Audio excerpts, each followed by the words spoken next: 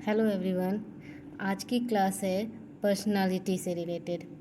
आइए जानते हैं कि पर्सनालिटी क्या होती है और इसके डिटर्मिनेंट्स क्या होते हैं।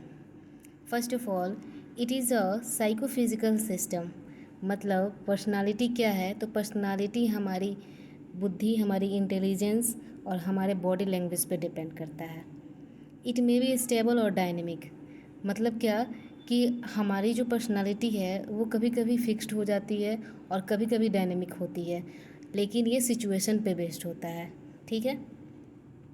डिटर्मिनेंट्स डिटर्मिनेंट्स में कौन कौन से आते हैं, तो एक है बायोलॉजिकल और एक होते हैं सोशल और कल्चरल।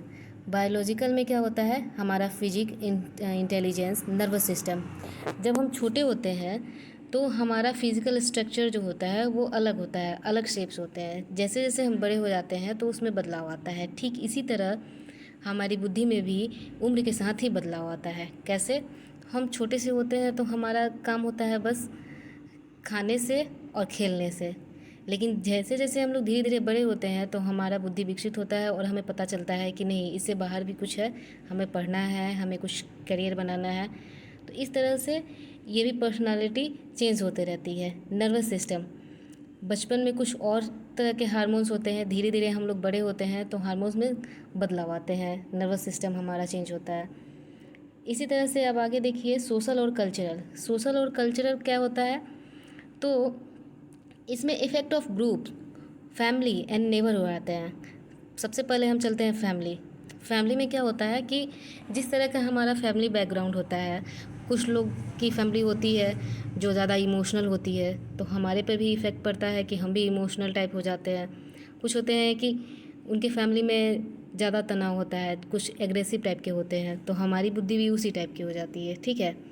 यहाँ पर ध्यान दीजिएगा, मैं ये नहीं कर रही हूँ कि जहाँ एग्रेसिव फैमिली होती है तो उनके बच्चे भी एग्रेसिव होते हैं। थोड़ा बहुत इफ़ेक्ट पड़ता ही है। अब हो सकता है कि उनमें से कोई एक बच्चा ठीक निकल जाए और बाकी सारे एग्रेसिव हो, तो वो अलग सिचुएशन है। उसी तरह से नेबरहुड, मतलब कि आसपास के लोग जो होते हैं आपके मोहल्ले में, आपके एरिया में, तो वो किस टाइप से हैं। वहाँ के बच्चे होते हैं वो गाली गलौज करते हैं, लोग आपस में दिन रात झगड़ा करते रहते हैं, या किस तरह का इन्वायरमेंट है, उस तरह से आपका नेचर भी डिपेंड करता है उन सब चीज़ों पर से। इफ़ेक्ट ऑफ ग्रुप्स, आपका जो ग्रुप है, फ्रेंड सर्किल है, वो कैसा है, आप किस तरह के इन्वायरमेंट में काम करते हो। ठीक है, वो डिपेंड करता है।